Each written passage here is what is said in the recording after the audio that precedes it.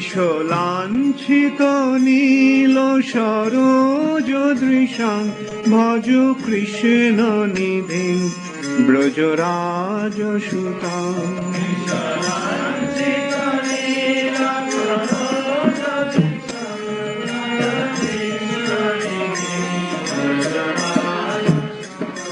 ভজ কৃষ্ণ নিধিং ব্রজরাজ সুতাং ভজ কৃষ্ণ নিধিং ব্রজরাজ সুতাং।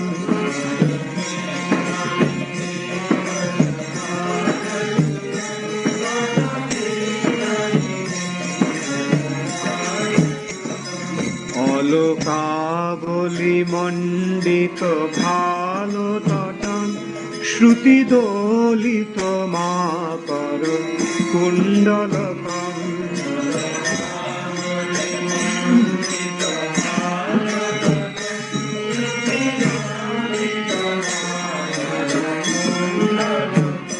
কোটি বেষ্টিত পীত পটং সুধাটং ভজ কৃষ্ণ নিধিং ব্রজরাজ সুতাং।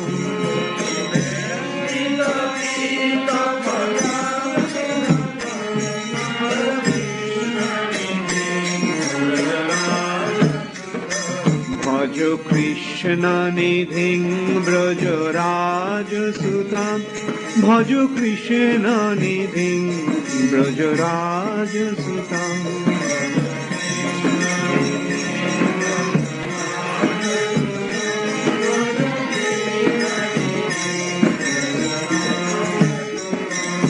কলনূপুর রাজিত চারু পদং মণিরঞ্জিত গঞ্জিত ভৃঙ্গমদং।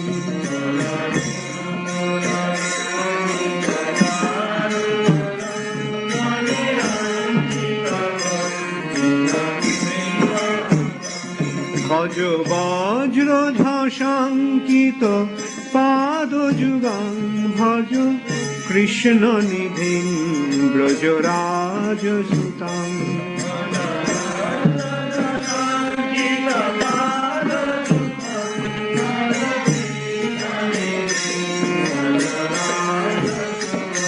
ভজ কৃষ্ণ নিধিং ব্রজরাজ সুতাং ভজ কৃষ্ণ নিধিং ব্রজরাজ সুতাং।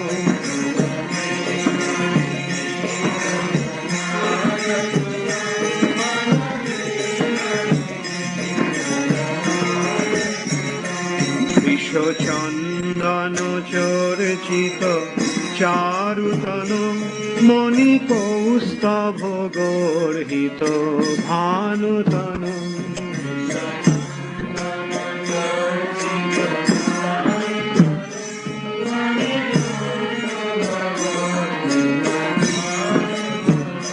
ব্রজ বাল শিরোমণি রূপ ধৃতাং ভজ কৃষ্ণ নিধিং ব্রজরাজ সুতাং।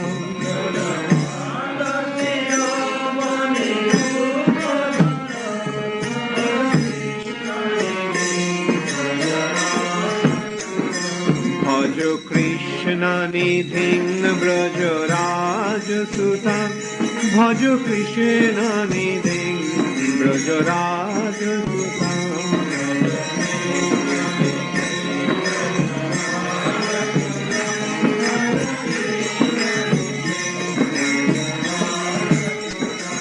সুরবৃন্দ সুবন্দ মুকুন্দ হরি সুরনাথ শিরোমণি সর্বগুরু।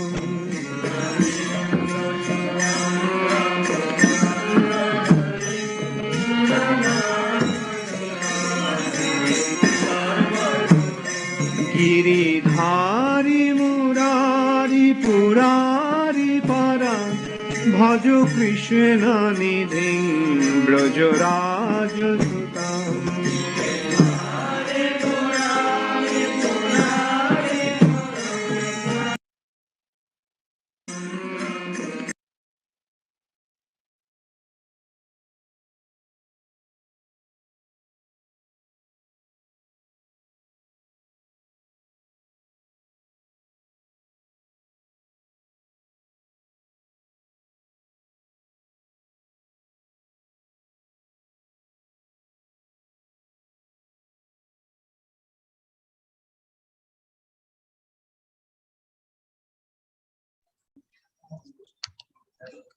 Hare Krishna.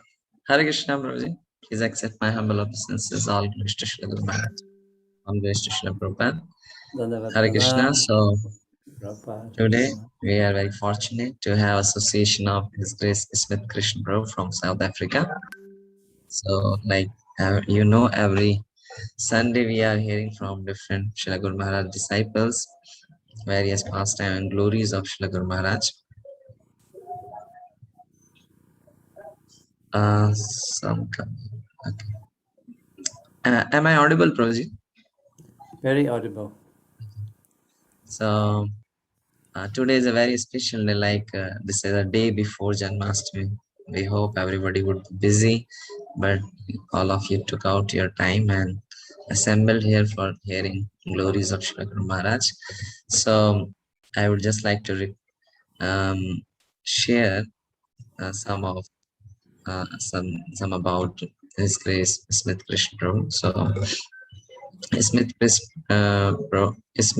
Krishna Prabhu has been a member of ISKCON for about 30 years, and he is a highly qualified in academic sense, and he spent his 9 years living in ashram at two of Durban Yatras, Sri Radhanath Temple and ISKCON Phoenix.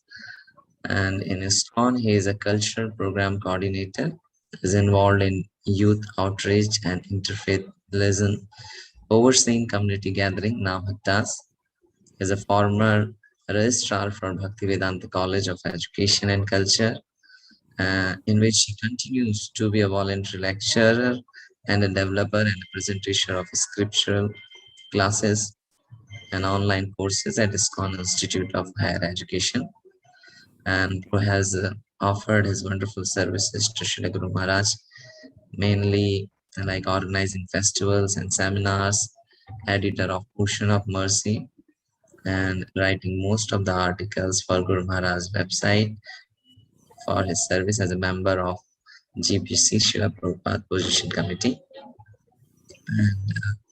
And so Prabhu mentioned that how he got opportunity to serve Srila Guru Maharaj in many ways. So today we will have association with Smith Krishna Prabhu, hearing various pastimes of Srila Guru Maharaj and glories. So we welcome Prabhu by chanting one time Hare Krishna Mahamantra. Hare Krishna, Krishna Krishna, Hare Hare. Hare Ram, Ram Ram, Hare Hare. Hare Krishna, Prabhuji. Hare Krishna. Thank you very much for your kind welcome and introduction. While it's probably very hot in India, it's cold here in South Africa. So I have my chadar. This forum is a very wonderful forum to keep the glories of Guru Maharaj in the forefront of our minds, and it is a virtual meditation. So by giving us this opportunity to speak about Guru Maharaj, you are facilitating our own meditation in Guru Maharaj. There are many, many wonderful and senior devotees all around the world who have had much greater association and did tons of more service for Guru Maharaj. So I'm like a firefly is trying to imitate the sun. But I value the opportunity to meditate on Guru Maharaj. Om Jnanatirmirandasya Jnananjana Shalakaya Chakshurun Militam Yena Tasmai Shri Guruve Namaha. Shri Chaitanya Manobhistam Stapitam Yena Bhutale Swayam Rupa Kadamayam Dadati Swapadantikam. Namam Vishnu Padaya Krishna Pristaya Bhutale Srimate Bhakti Charu Swami Niti Namine Snigdha Cheta Supraneta Vagminam Charasapratam Prabhupada Gata Prana Nomi Bhakti Charu Padam Namam Vishnu Padaya Krishna Prestaya Bhutale Srimate Bhakti Vedanta Swami Niti Namine Namaste Saraswate Deve Gauravani Pracharine Nirveshesha Sunyavadi Vaschatya Deshatarine Jaya Shri Krishna Chaitanya Prabhu Nityananda Shri Advaita Gadadhar Srivasadi Gaura Bhakta Vrinda Hare Krishna Krishna Krishna Hare Hare Hare Rama Rama Rama Hare Hare Mukam Karoti Vachalam Pangam Langayate Girim Yat Kripa Tamaham Vande Shri Guru Dinatarinam Vancha Kalpadarubhyascha Kripa Sindhubhya Evacha Patitanam Pavanebhyo Vaishnavebhyo Namo Namaha Gaura Bhakta Vrinda Ki Jai Shri Guru Maharaj Ki Jai. So thank you to the team, Remembrance team, Prema Avatar Prabhu, Prema Manjari Mataji, for your wonderful service. Am I audible, Prema Avatar Prabhu? Yes, Prabhuji, audible. Thank you. So, in the early 80s, well, 85, 86, 87, around there, I was reading Srila Prabhupada's books. So I got attracted to ISKCON. And then in 1989, I came to Durban's biggest Ratha Yatra festival. And, very proficiently arranged by His Holiness Indradumna Swami Maharaj. And then from then I kept coming. So the following year, 1990, I met Guru Maharaj at Ratha Yatra. And he was giving classes they have a question and answer tent, a few of those. And he was giving lectures and these beautiful bhajans. And that's when I got attracted to Guru Maharaj. And I wanted to meet with him. So Guru Maharaj used to live at our temple, Sri Sri Radha Radhanath Temple in Durban. You may have seen this beautiful temple. From the air, it's set on a lotus flower. And looks like a transcendental spaceship. So in the middle, the temple is in 3 levels. So they got the public level, and then you've got the middle level, which houses rooms. Srila Prabhupada's room is there, and then there's quarters. There used to be quarters there previously. Now it's converted into the entire thing into the deity department. But one of our early devotees, senior devotees, His Grace Jagannatha Pandit Prabhu, used to facilitate Guru Maharaj, all of his activities. So whenever Guru Maharaj has come to Durban, he'd stay with Jagannatha Pandit Prabhu and Mother Jai Shri. And when Guru Maharaj is at the temple, then Jagannatha Pandit Prabhu was practically the only devotee at that time I can recall, most prominent devotee, who would drive Guru Maharaj. He was Guru Maharaj's secretary. He used to organize Guru Maharaj's, his flights. Everything that needed to be done for Guru Maharaj, Jagannatha Pandit Prabhu did. And Guru Maharaj is also, Jagannatha Pandit Prabhu used to be very protective of Guru Maharaj. And he would determine who would go in to meet Guru Maharaj and so on. And at that time, Guru Maharaj was living in the temple, and the room was like a double room. You enter one room, it's a big room, and then you enter another door to another room. And I'm very grateful that Jagannatha Pandit Prabhu facilitated my meeting with Guru Maharaj. And when he did that, sorry, I just want to get rid of this continuous WhatsApp.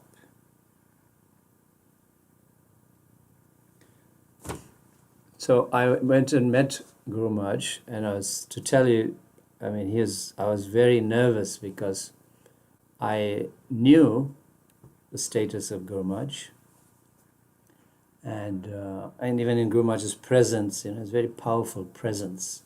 So if you're meeting for the first time, that's always a situation where you be a little apprehensive. But Guru Maharaj, he broke the ice. He asked me about my background and everything. At that time, I used to be a teacher in a school. So I told him what I do. And his first kind of I felt was an instruction. He said, so why don't you come and teach in Mayapur?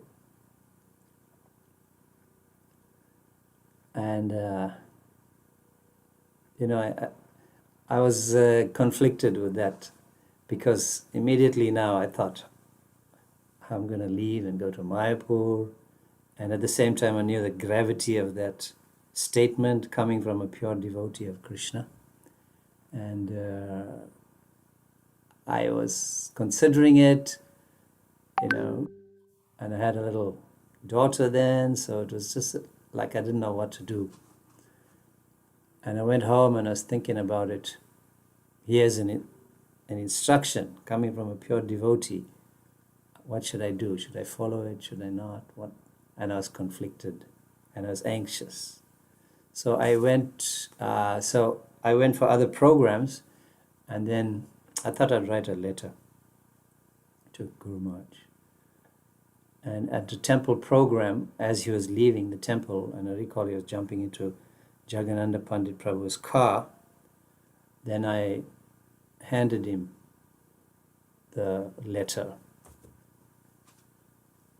So just a little while later, that those of you can remember, in those days we had cell phones even, but they were these huge bricks, not like the smart slim phones we have now.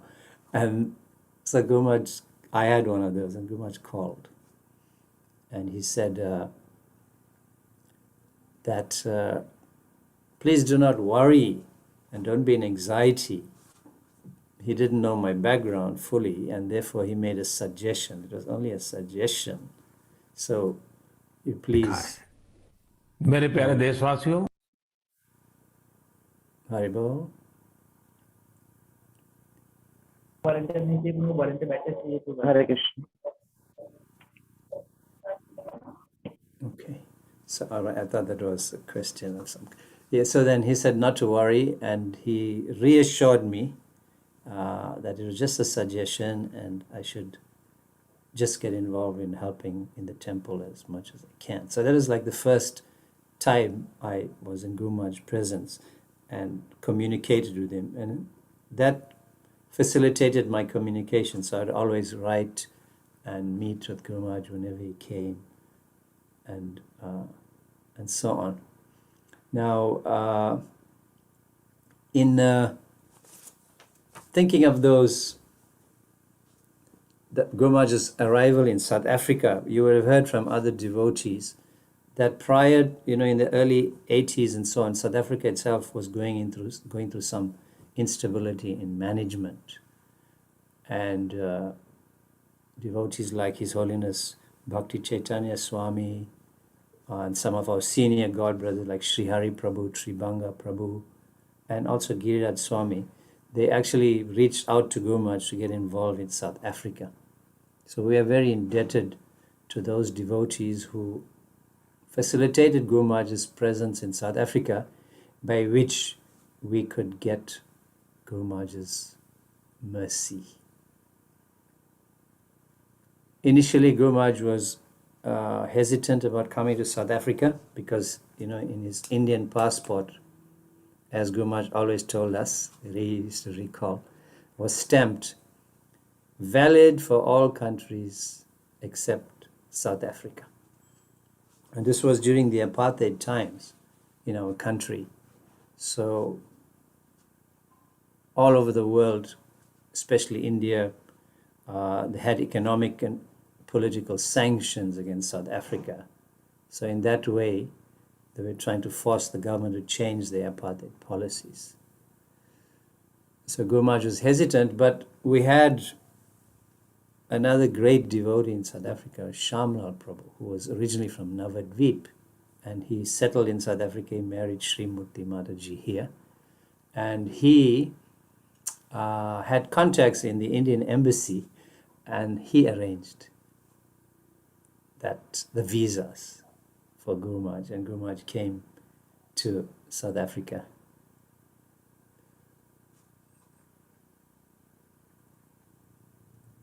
Thinking about Guru Maharaj now, although it's been a year that Guru Maharaj has left us, and he has given us so many instructions about Vapu and Vani, and how Vani is more important, the message, teaching of the spiritual master is more important than his physical presence.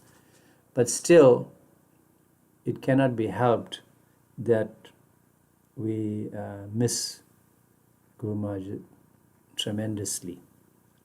Especially that when he used to come to South Africa and spend time, and we'd always be with him. So it is very difficult. But at the same time, in the last year, so I think most disciples have increased their listening and watching Guru Maharaj's lectures and following his classes. And in that way, the connection, although in his absence, has become stronger, because now you're more focused and you are, as I said, you're engaging more in a meditation of Guru Maharaj and his teachings. I think devotees also have become more serious about following the instructions of Guru Maharaj in his absence. So I'd like to just, make some presentations about maybe my personal interaction with Guru Maharaj, and then some of the more formal aspects also about my interaction and association with Guru Maharaj.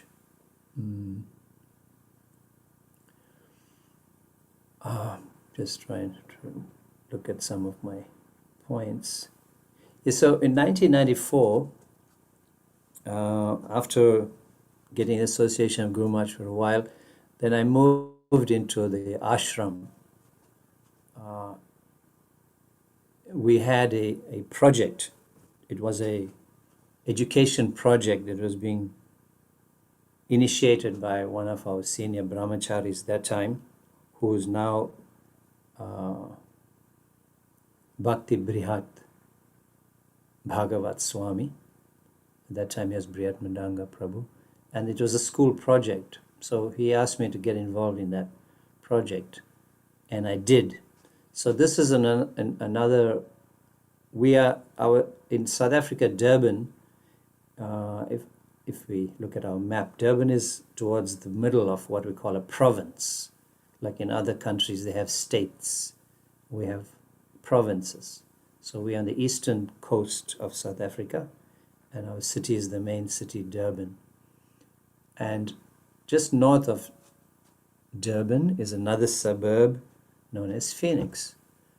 And there was a huge project that was proposed at the Phoenix New Jagannath Puri Temple. It wasn't built that time. So we got involved in some of the preliminary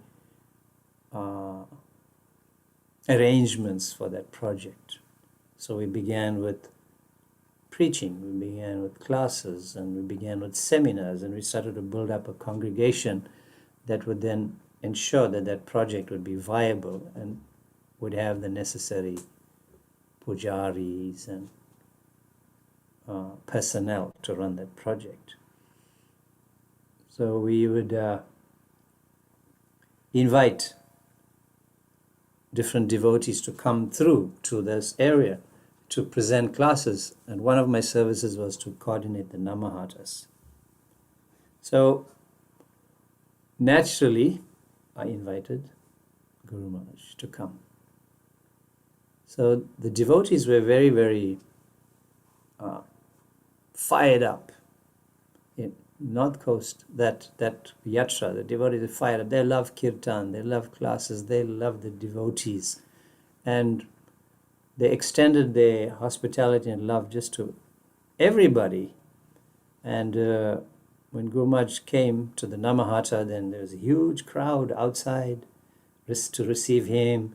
And, the guard of honor, first visit for Guru Maharaj to that area. And, little kids were throwing the petals as you normally see them do, and led Guru Maharaj in the class. And the altar was set up, everything was decorated for his arrival. And then he gave a beautiful class, beautiful kirtan. And then he was very, very pleased. And at the end of that, he made the statement, which I remember. He said, this was one of the best organized Namahata programs he's been to. So naturally, that made us ecstatic. And we have a team, so the whole team got so inspired. And that Namahata could run very proficiently after that because of this inspiration that Guru Maharaj gave them. And they started to extend themselves. And because of Guru Maharaj's presence and inspiration, then we had the good fortune of receiving so many of Srila Prabhupada's disciples in that Namahata after that. Many, many, many came. So I was very greatly fortunate that Guru Maharaj came and gave this inspiration to the devotees. That area was also, we used to have, the Namahata used to be in a local school, and the school would loan us the room and we'd use it, then clean it up and so on. And then nearby, there were other schools that had halls, and they would ask for permission to use the hall. So whenever there's a weekend, long weekend, Friday to Monday with holidays, then we'd have a 4-day seminar. And the seminar would teach Srila Prabhupada's books from Nectar of Instruction, Ishopanishad, Bhagavad Gita, Srimad Bhagavatam, Nectar of Devotion. All of these books would have different devotees would speak. So we also invited Guru Maharaj to come to present the seminar. So I recall in 1995, Guru Maharaj was working on his Abhay Charan project. And the pilot had been launched. So he was going around the world with that and showing everybody his project and what was about to be launched as a series that happened on Doordarshan TV and also captured initially on DVD and then more recently on USB. So Guru Maharaj came to that seminar and he asked, Smita, Krsna, would it be okay for me not to give a class, but to show this DVD? So naturally we were very excited. So we made all the arrangements, the projector, the screen, and set it up with the cinema-style seating and everything in that huge hall. Guru Maharaj came and he presented that. And if those of you may recall, or if you don't, the pilot series was the episode in which little Abhay had fallen ill with typhoid. And the doctor who had, his Western training was suggesting that the cure for that would be chicken soup. And Abhay and family, Gaur Mohan Dey, they were all pure vegetarians, devotees of Lord Krishna. And hence that was unthinkable. But Gaur Mohan Dey, out of the love for his son, decided he would allow anything for his child to get better. But at the same time, he went to his deities to pray. And when the doctor tried to feed a spoon of that soup to Abhay. Then Abhay spat it out in disgust. He could not take that. And subsequently, Abhay got better without having that chicken soup. So Gurmat showed us that episode. And while it was on, you could hear a pin drop in the audience. Everybody was fixed, focused, attentive. And at the end, there's a spontaneous applause. Everybody clapped for Gurmaj. And then Gurmaj, he looked at me. I was the coordinator, the MC, and so on. So I understood that he's wanting to invite comments. So we had a elderly devotee, disciple of His Holiness Giriraj Swami. His name is Lokabandhu Prabhu. Lokabandhu Prabhu is a principal of a school, and he was the first principal that I know of, and probably, I don't know, in the world maybe, who had Radha Krishna deities in his office. And he would worship in his office. So when Gurmaj first heard about that and met Lokabandhu, he was actually very excited and thrilled to know that. And he became very close to Lokabandhu. And Lokabandhu Prabhu had this very endearing way. So Gurmaj and him became very close. And naturally, I just looked at Lokabandhu when Gurmaj asked. And Lokabandhu Prabhu gave such a wonderful analysis of Gurmaj and appreciation, deep appreciation of Gurmaj's initiative.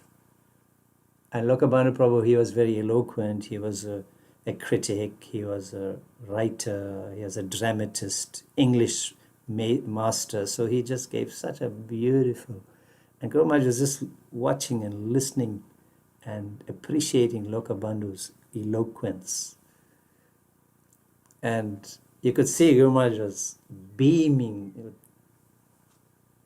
happiness. And he had this great affection. And speaking about affection,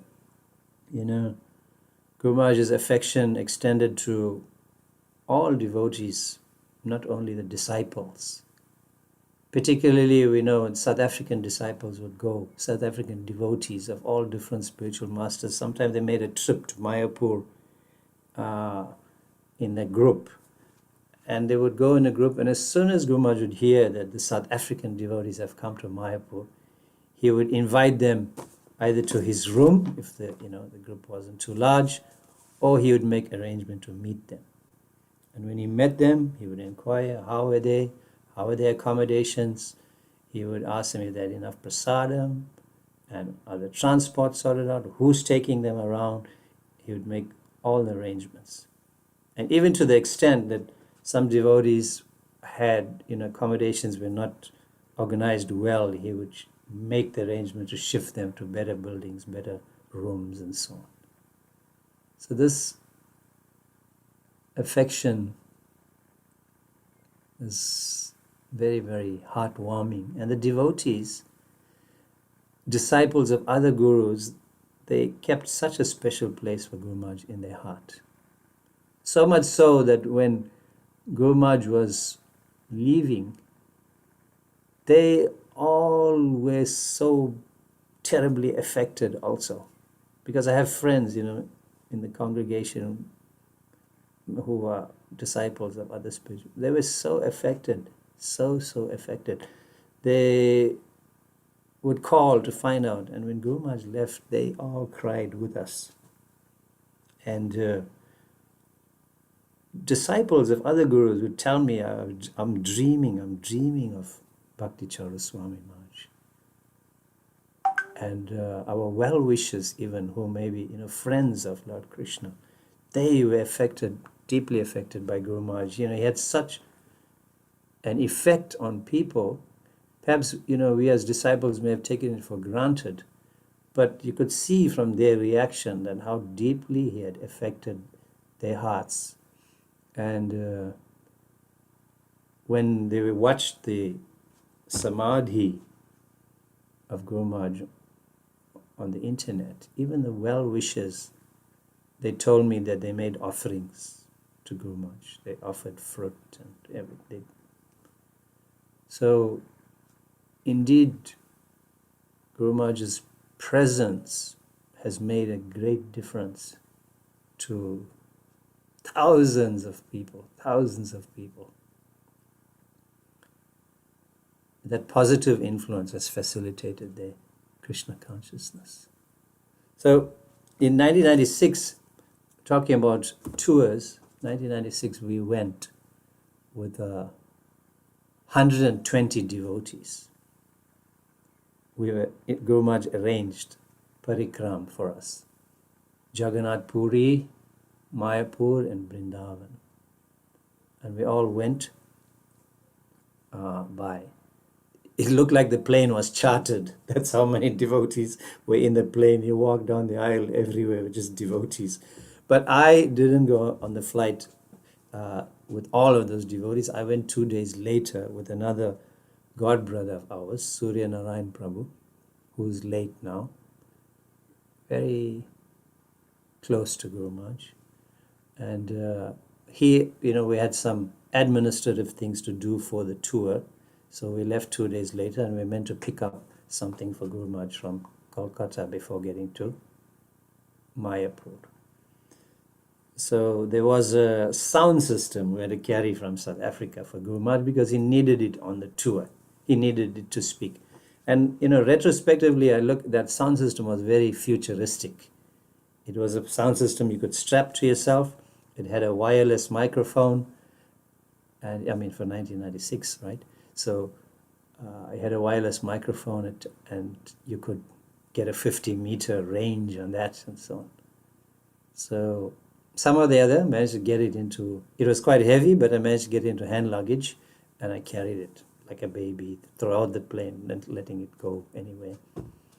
And when I got to Mayapur, I went straight to Guru Maharaj's room with that sound system.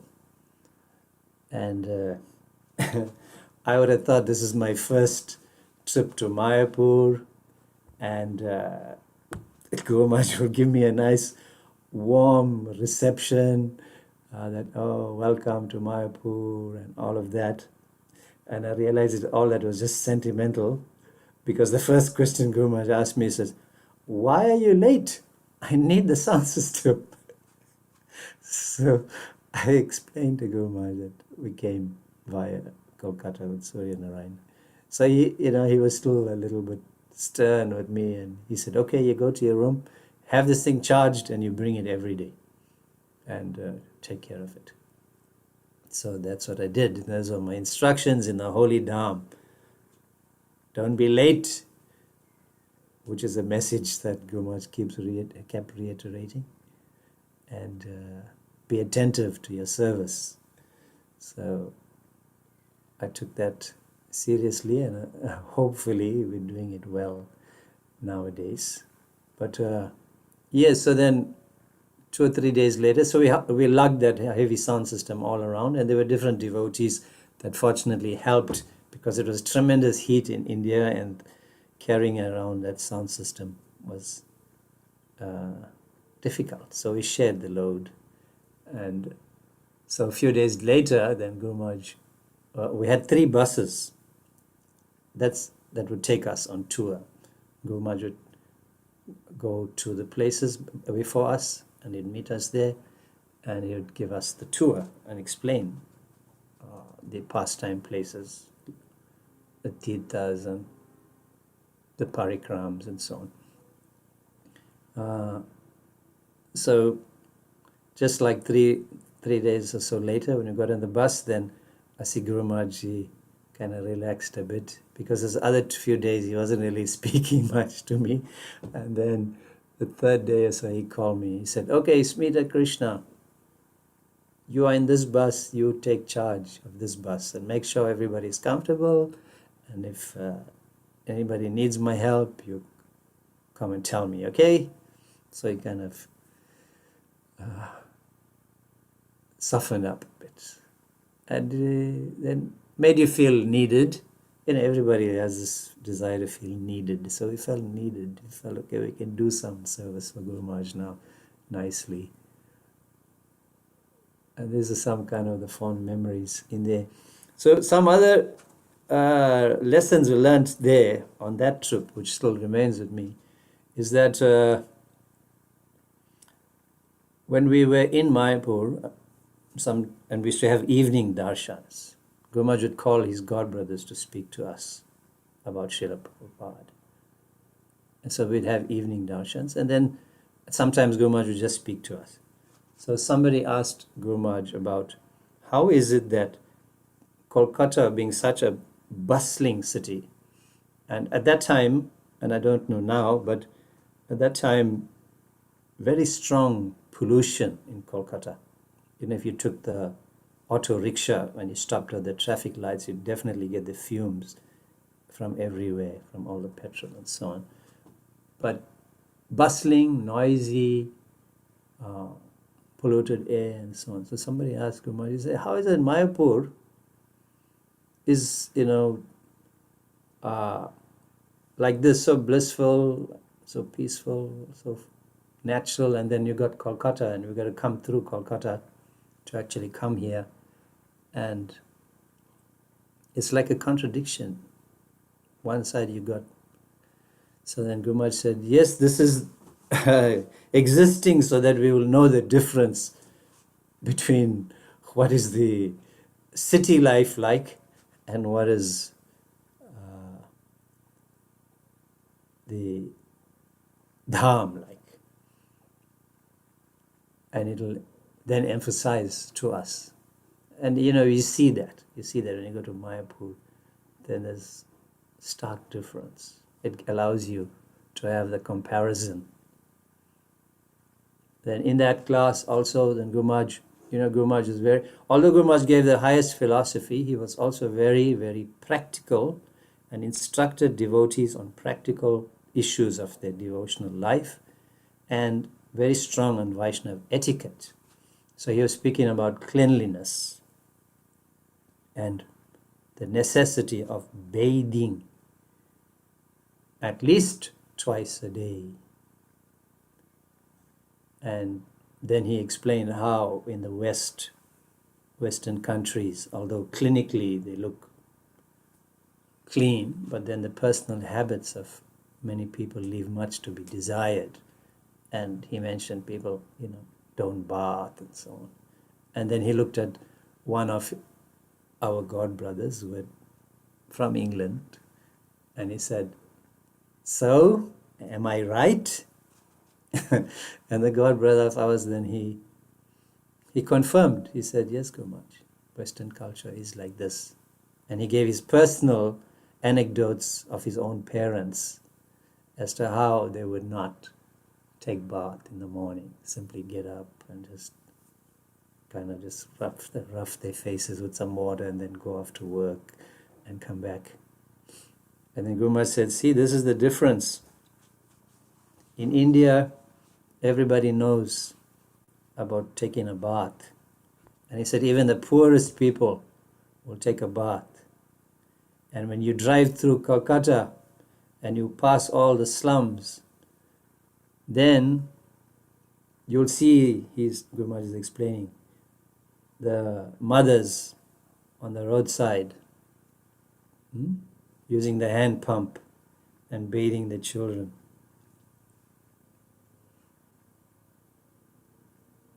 And he said, and you know what the great fortune of those people are, even though they may not realize it?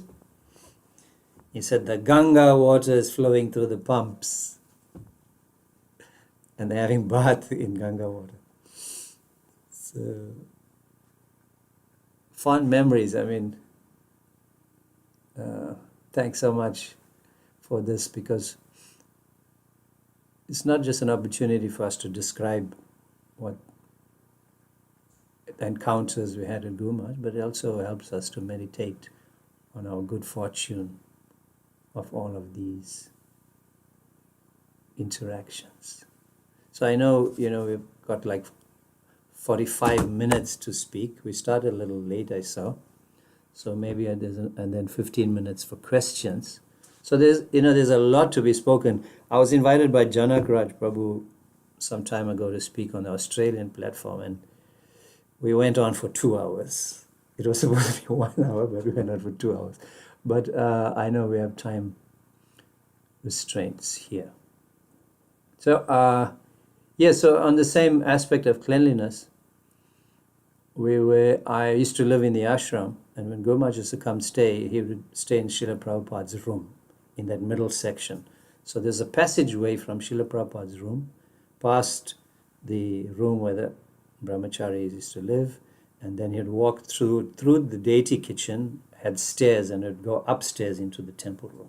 So he'd walk past, and then he would look through into the boys' rooms, and I was older than the boys that are living there, and brahmacharis had just strung 2 nylon ropes in the room, as you would see sometimes in our ashrams, and they would hang their gamshas there, and their kurtas there, and their dhotis there, kopins just hang there. So Gurumaj would walk past and he'd look in the room.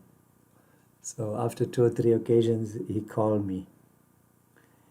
He said, "Smita, you are much more," I think, if I remember, he said the word mature. He said, "You are much more mature than those boys. Why don't you tell them about some cleanliness?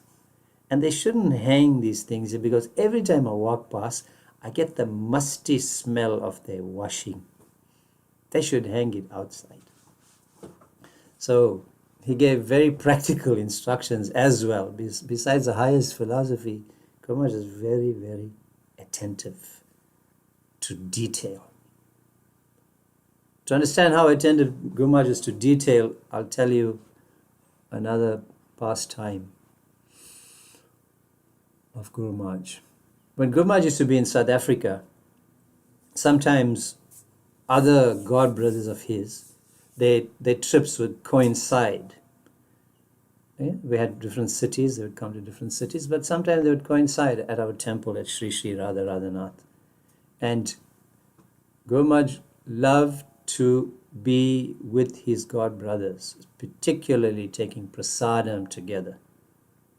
And he would arrange that. And whenever there was this arrangement, it would be like a mini festival, because Gurumaj would personally come, see that the arrangements are in place, that the tables are set properly, the chairs are put properly, everything is well ventilated. The tables are set for the catering section, where we'd put the crockery, cutlery, and the prasadam to be served. We'd make sure everything would be in place. And then he would receive them also so nicely, sit them down. So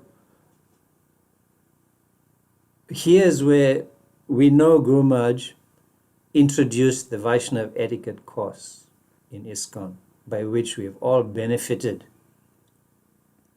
And Gurumaj, he knew Vaishnava etiquette and he lived it. So in 2003, I recall, His Holiness Jai Pataka Swami Maharaj was in South Africa, who would also visit quite frequently. He has disciples here. So he had come, and then we have our local devotees, His Grace Ramanuja Acharya Prabhu, disciple of Srila Prabhupada, and Shamlal Prabhu, and a few others. So Gurumaj, we were in the temple. So downstairs in the temple is a restaurant, Govinda's. And so for that period of 2 or 3 hours, Govinda was closed off to the public, and the room in which guests take prasad, the room where they sit, was cleaned up and closed off. So the tables were set, and you can visualize it. You walk into the restaurant, into the dining area, and in the opposite end is a huge window, and tables were set in 2 rows there. one row back facing the door and the other back facing the window. So Guru Maharaj was sitting with his back facing the door. And the tables were laid out, and in an L shape, a set of tables were there for the crockery, cutlery, and the prasadam to be laid out. Guru Maharaj made sure everything was cleaned and so on. So that table, the catering table, got full of things, and we couldn't put anything more on it. So when I walked in with a pot of sabji, I can't remember what it is, and I looked for a place to place it down, but there's no place. But in the distance, there was a table far away, and I headed towards that table. Now remember, Guru Maharaj's back is facing the door. He wouldn't have seen me come in or anything. But here's his attentiveness. So as I got to the table, and as I was about to leave it down, he said, "Stop, don't put that down." So naturally, I just froze with the pot. And then he woke up and came up to me. He said, "Don't put that there, because those tables may have been used by the public, and therefore they are contaminated. And if you put this pot down, this prasadam will also be contaminated, and I can't serve it to my God brothers." So, wow, I got a shock and a lesson all in one go. So I held the pot, somebody else came, they cleaned up the tables nicely, wiped it again, those tables that were in the far corner, brought it closer, then we put it down. And here, this is the culture of the Bengali culture. This is the Gaudiya Vaishnav culture. Lord Chaitanya Mahaprabhu said the Vaishnav etiquette is the ornament of a devotee. It's the ornament of a devotee. It's pleasing to the Supreme Lord. And you can see Guru Maharaj, he lived it. He was very attentive. And looking at that incident, that interaction, it brought to my mind the pastime we read about in Chaitanya Charitamrita about Raghava Pandit, and how he was so attentive to the worship of the deities. He was a merchant, and his home was surrounded by coconut palms, and he would offer that to the deities, coconut pulp and coconut juice. But he was so devoted that even though he had the best coconuts, when he heard that somewhere else, even 20 miles away, had even higher quality coconuts, he would go there and get it for offering to his deities. And once his servant brought the coconuts, carrying them in a tray, like this, raised up, and he walked into the temple with those freshly prepared coconuts, and the coconuts touched the ceiling. And Raghava Pandit said, "Those are now contaminated, because people walk in and out of the temple, and the dust from the floor, from their feet, goes up to the ceiling. And now you have touched the coconuts. They are unofferable to the Lord." And threw it over the wall. So you can see that this Gaudiya Vaishnav culture, this attentiveness. Srila Prabhupada explains in that purport also that Raghava Pandit was not a crazy fellow who had a fetish about cleanliness, but he was from a different world. And you see, Guru Maharaj also represented that culture.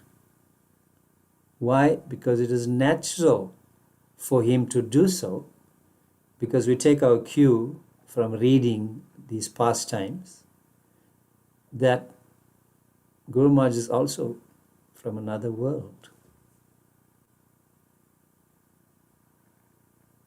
And you could see that in his activities. So I had numerous services in the temple and so on. But you know what happened was I did not give up my job. I retained my job. So I would get up, 2:30 in the morning, chant my rounds, attend Mangal Aarti, the full program. Then just about 6:30 or so, I would change up, get ready, and go to my workplace. And then come back in the afternoon and bathe, change, and then get ready to teach some classes. We were teaching Bhagavad Gita and so on in the evening. And obviously this kind of program was very fatiguing to me because of the short hours of rest, and even sometimes driving back in the midday sun on the road. Because of tiredness, I would nod up, and I explained to Guru Maharaj. So Guru Maharaj told me that, he said, I noticed you have an intense program, and and he said to me that he quoted from Bhagavad Gita, chapter 9, verse 2. He told me devotional service is susukam avyayam. Devotional service is susukam avyayam. It is joyfully performed.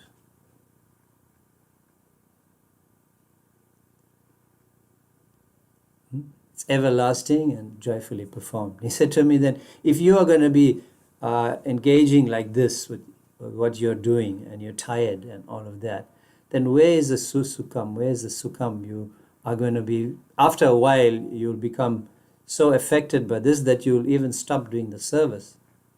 So make an adjustment so that you can perform your devotional service pleasingly and joyfully. And then, Guru Maharaj in his very endearing English, he said, so if you can't manage, you come and do your service on the weekends and in your school holiday, but go and get yourself an apartment. He used that word in such a sweet way. In South Africa, we call it a flat. And that word sounds flat. But when Guru Maharaj said apartment, even he made that word sweet. So get yourself an apartment. And so after a few months, I got myself, being a teacher of moderate income, so I got a nice, comfortable place. We wouldn't say it's excessively opulent, but it's simple, and it's good to facilitate me. So in that, when I got there, then I was thinking, my Guru Maharaj is always surrounded by devotees who can facilitate Guru Maharaj in so many ways. Guru Maharaj had the ability to attract a lot of devotees who had capacity and opulence and so on to facilitate his projects. Guru Maharaj is just so aristocratic himself that he would attract so many of followers like this, and they would come forward to help him in his projects. South African devotees really helped Guru Maharaj in many of his big projects. So I was thinking, they all facilitate Guru Maharaj in so many ways, and they have such nice facilities for Guru Maharaj, and everything that he wants, they get. Of course, it's Krishna's arrangement, because it is explained in Shastra, right? That the pure devotee, Krishna personally facilitates all of his arrangements for his service. And all of this is Krishna's arrangement, that Guru Maharaj could be facilitated in this way. But for me, I was thinking, if I invite Guru Maharaj, will he come? So I went and I invited Guru Maharaj. And immediately he accepted. He said, I'll come to visit you. He wanted to see where I was living. And there's 2 bedrooms in this flat. small, but I had one room arranged specifically for him.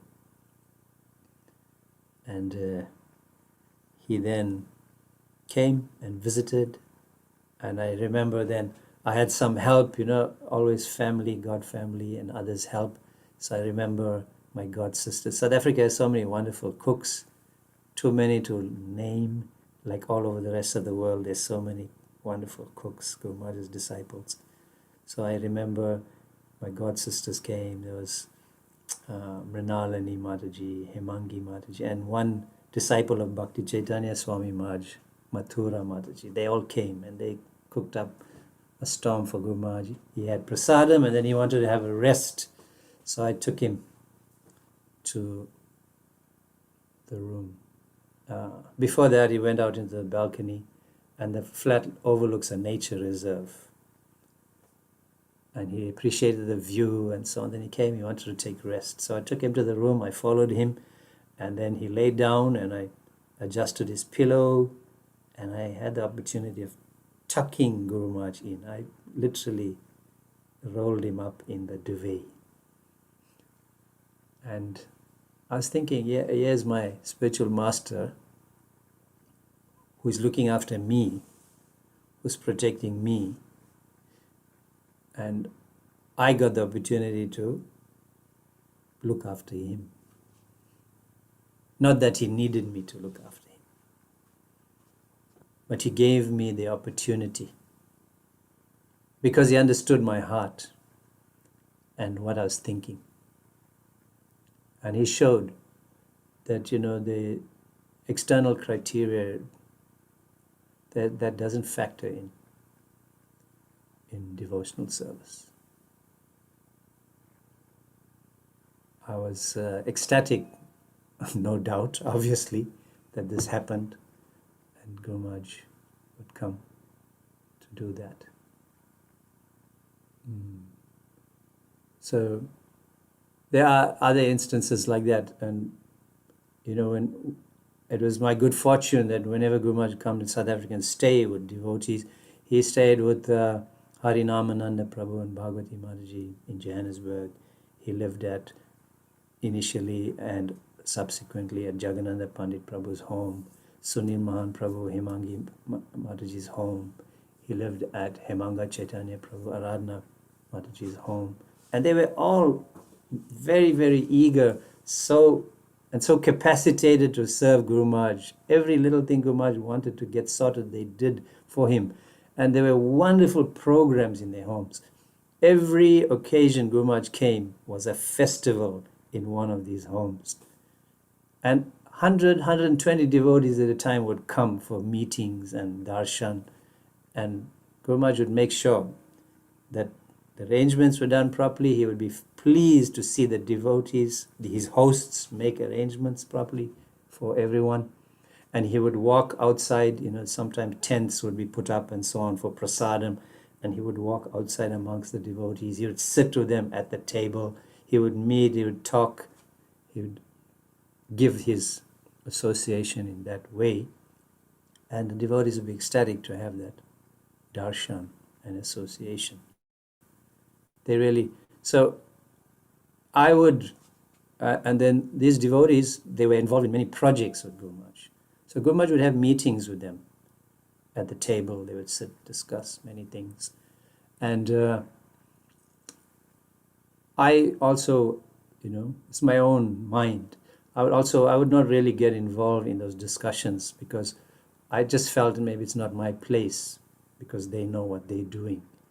Who am I to give any advice or anything like that? So the devotees knew what they were doing. They were helping Guru Maharaj. So I'd just be in the background, and whenever I'd come, I would go and iron Guru Maharaj's cloth, I'd wash his cloth, or I'd help to set up for the programs with the sound system and see how everything is in fine and all those kinds of things. And sometimes Guru Maharaj had transcriptions, so he'd give me the transcriptions, and I'd do it, sit upstairs or somewhere else and type his dictations out, his letters and so on. And then, when prasadam would be served and everybody would be at the table, then I would be somewhere else, doing something else. And then Guru Maharaj would say, where is Smita Krishna? And then one of the devotees was sitting at the table. They would scurry to look for me, come to tell me, Guru Maharaj is calling you, Guru Maharaj is calling you, Guru Maharaj is calling you. So I would leave whatever I was doing and come down.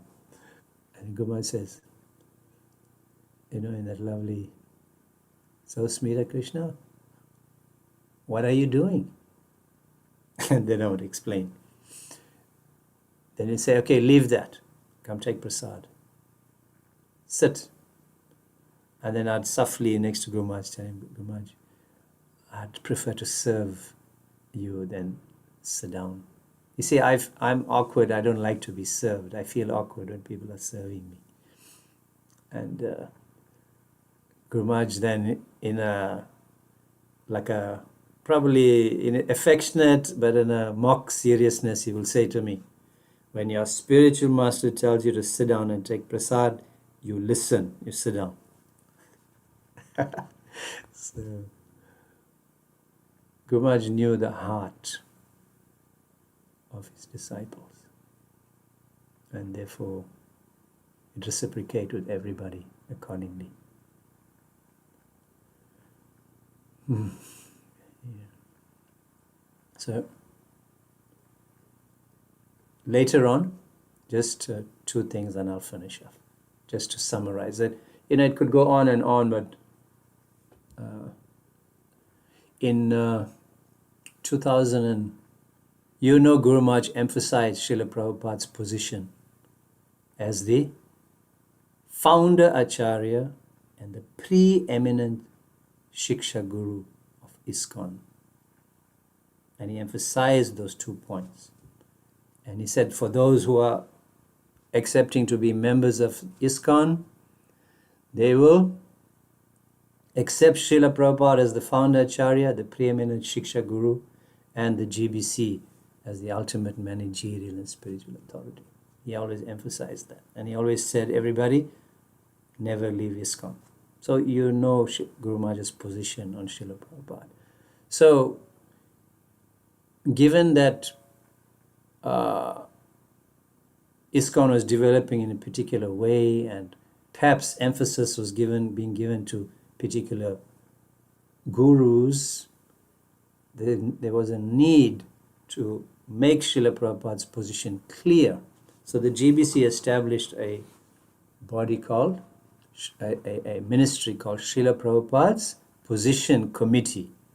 And naturally Guru Maharaj was one of the ministers on that, together with Sureshwar Prabhu and Ravindra Swarup Prabhus.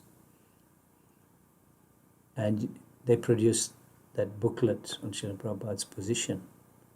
But Guru Maharaj saw the need to develop a website for new people to understand Srila Prabhupada's position. So through the agency of Atmaram Prabhu, he sent me a message saying that, can you write articles for this website? And he instructed what he wanted on that website, describing the qualities of Srila Prabhupada and frequently asked questions and so on. So he gave me that, and he gave me a few days, and I began to write. It was quite urgent for that. I wrote all those articles. I can probably send the website if you want to go and see that website. And then Guru Maharaj was very pleased with that. He expressed that. And subsequently he began his project, The Ocean of Mercy. Initially, the book was called, Guru Maharaj was going to call the book, My Lord and Master. I have all that correspondence. So Guru Maharaj then asked me to help him to edit the book. So Guru Maharaj is a perfect gentleman. He had other official editors who who had approached. And because I was his disciple, he asked me to help him with this editing, but he did not want to make the so-called official appointed editors feel bad. So he gave no mention of that. And every time he would come to South Africa after the book was published, he would tell me, Smita Krishna, I'm so sorry, I should have put you down as one of the editors in the book. And I said, Gurumaj, I'm not here for that mention of that. You gave me the service, and if you please, that's my pleasure. So the correspondence, I had very, close association with Gurumaj on that, because whenever he'd come, he'd have a writing retreat, and I would go with Gurumaj. He would sit on one side of the table, and I would sit on the other side, and he would be working with his documents, and then he'll send me documents, and I would look through that. At one time, I was very nervous to edit, because it meant correcting Guru Maharaj's English, written English, and correcting also some points, like, there were some stories of like Ganga's appearance on earth and so on. Some details were a little bit incorrect in the story, in the characters, personalities. So I had to research and put it right. So I asked Guru Maharaj, I said, Guru Maharaj, I am hesitant to edit. And he says, why is that? I said, because it means that I may have to correct some of the things that you have written. And he says, for the purpose of presenting this properly, you can correct me. Of course, that, the correction was in context of that. I'd never dare to do that. But he said, no, you can correct. You correct whatever needs to be corrected. And in that spirit and in that instruction, then we tried to help. Then subsequently, Guru Maharaj changed the name of the book to Ocean of Mercy. And he did not want to write about himself. All he wanted to write is about Srila Prabhupada. But we did give him a suggestion that he should have a prologue in the book in which he speaks about his own life that led him. And then he took that in the spirit in which we said, and he wrote that. So he produced this very beautiful book. So there are many, many other instances. Guru Maharaj spoke to me at Ratha Yatra, spoke to me at the temple, gave some instructions, etc. But I think we'll stop there. We've gone much over time. And I want to thank the devotees from all over the world for your kind blessings by allowing this presentation in this forum, because by doing that you have helped me in this last hour to have meditation upon Guru Maharaj. Thank you so much. Jai. Srila Guru Maharaj ki jai. Srila Prabhupada ki jai. Gaura Bhakta Vrinda ki jai. Hare Krishna. Hare Krishna. Thank you very much, Prabhu, for such a wonderful sharing. You shared so many pastimes and so many lessons from them. Like you mentioned that how Guru Maharaj was the best way to please a spiritual master is by serving him.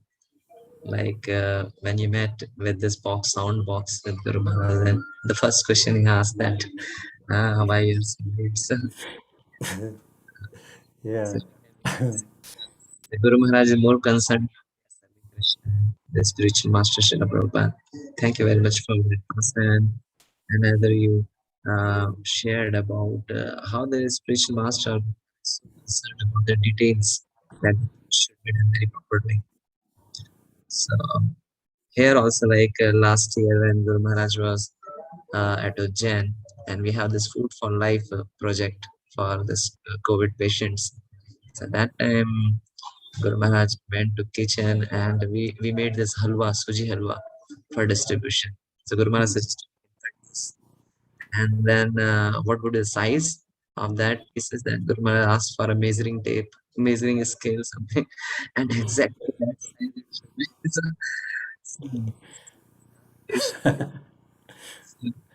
so this is like how we should be very much Yes. spiritual. I also learned from reading that attention to detail is a sign of love. That's, so we saw that. Guru Maharaj's attention to detail was his love. And you shared about this general Bittu also, that how he was so much concerned about. This was about cleanliness of Vaishnava etiquette, following the proper Vaishnava etiquette. Thank you very much, Prabhu, for sharing such a wonderful pastimes and teachings. Devotees can raise their hand if they have any question. Brahmavatar Prabhu, I think your sound is dropping a bit also. Hare Krishna. Is it clear now, Prabhuji? Yes. So I would like to request the devotees, if they have any question, they can raise their hand.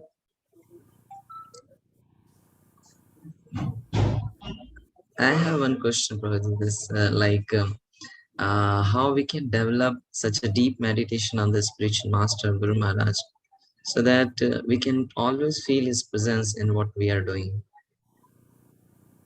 Yeah. You know, I always, it's become a realization for me that by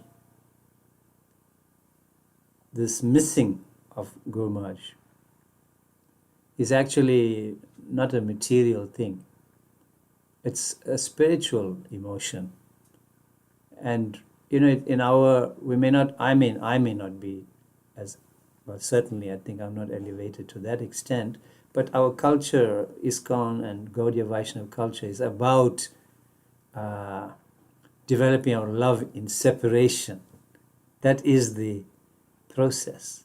And we see that the more you have this mode of feeling separation from Guru Maharaj, actually the more you are meditating on him. And therefore it'll help if we, the Sangha like this with like-minded devotees helps. Listening to all the classes Guru Maharaj has been giving. In fact, there were many classes that I didn't have the opportunity of listening to previously because they were in different parts of the world, and there were so many. But because they're being posted on the fora, immediately in the morning, as soon as you see it, you just click on it and you listen. You have your morning class from that. So this is the way I feel. And Guru Maharaj is always, he appreciated very much that I was involved in the temple and serving the mission of Srila Prabhupada. So he would very much appreciate that, because see, you have disciples in Guru Maharaj's projects that worked with Guru Maharaj closely in his projects, and they gave, you know, their support to the temple and their finance for the projects of the temple and so on. And you'll hear in some of the classes Guru Maharaj does say that we should serve in the local temple. I remember one of the classes, he said, just don't go for the Sunday program and have prasad. You should know, help the local temples. So the mission, by serving in the mission of Srila Prabhupada and seeing how you can help your local temples, you will be pleasing Guru Maharaj. And in that service, you'll feel the presence of Guru Maharaj. Because devotees, they say, I had, you know, one or two devotees phoned me and they wanted some advice about, because they were first initiates only, so now opportunity came up to do deity service and they're wondering how they're going to get Gayatri. And other spiritual masters had offered to do that on behalf of Guru Maharaj, to give them Brahmin initiation, Brahmin Gayatri. So somebody phoned to ask me, I'm conflicted, what should I do? So I said, you know what, if you're getting the opportunity to serve the deities and this is the way, then you should do it. But you pray to Guru Maharaj before. And the devotee prayed to Guru Maharaj for the entire week. And she phoned ecstatically on the end of the week to say Guru Maharaj appeared in her dream and he was laughing and smiling. So she took that as a confirmation that this is Guru Maharaj personally has said, yes, it's okay. So I think by our meditation on a service to the mission, our meditation in serving Guru Maharaj in his projects as the need is required, like so much there is, and by the Sangha of devotees, God family, like this, then our meditation will be on Guru Maharaj and you'll feel the fulfillment. Yeah. Okay, thank you very much, Prabhu, for this wonderful answer. And I will surely try to apply it, how I can increase my meditation on Charu Maharaj, like whatever projects he has started, by contributing in them, by associating with various disciples of Guru Maharaj who has so much love for him, who has served him so much. So, but apart from that, I need your blessings also, so that I can do You all have this. given me the opportunity, so I'm indebted to you. And I just want to also, on that point, Guru Maharaj also encouraged us to serve his God brothers and God sisters. And he would be very pleased when we do that.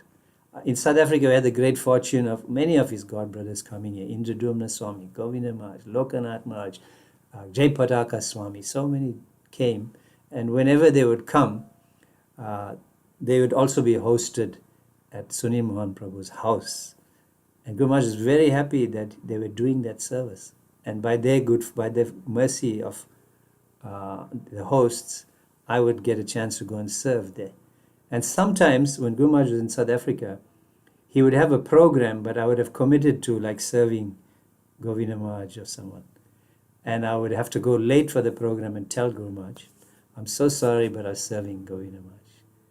So then a few days later, when he'd see me, he'd put his hand on my back and rub me and say, so, how's your service to Govinda Maharaj? And he'd say, serve them nicely. So in that way, those who had a close relationship with Guru Maharaj and understand his mood as well, if you serve them, then that is why we're an ISKCON family, right? Srila Prabhupada built the house, Guru Maharaj used to say, for the whole world. And in that house, Guru Maharaj said, we have cousins, aunts, and uncles. So in that way also. Thank you, Prabhu. Thank you very much, Prabhu, for taking out your time and sharing. No, I'm just sorry that I kind of stretched the time. I see more than the 45 minutes to an hour we have gone now. Really. You just enjoyed it a lot, I think. Okay. So thank you very much, Prabhu, for your wonderful association. And we seek your Hare Krishna. blessings. I'd like to thank Jagannatha Pandit Prabhu. Jagan Pandit. Because he was meant to do this today, and I think he has other engagements, and so I got the chance to speak. So Jagannatha Pandit Prabhu has helped me to introduce me to Guru Maharaj then, and he's still facilitating me now too. So thank you so much. Hare Krishna. Hare Bol. Thanks. Jagdanantro is here. Yeah, I saw his name now on the chat. Yeah. Hare Krishna. I'm glad he could make it. Prabhu, you would like to say something? Yes. Prabhuji, it's such a pleasure and privilege to have Smita Krishna Prabhu. He is such an advanced and realized soul that, if he is around to speak, then where's the need to have crows? No. Let the swans have the forum. Smita Krishna Prabhu, it's wonderful to hear you. One of my, points that I put on the chat group was, when are we going to get the opportunity to hear you again? Please mercifully and graciously accede to this humble request that you should come and speak again and again. Thank you. Next cycle. Thank you, Prabhu.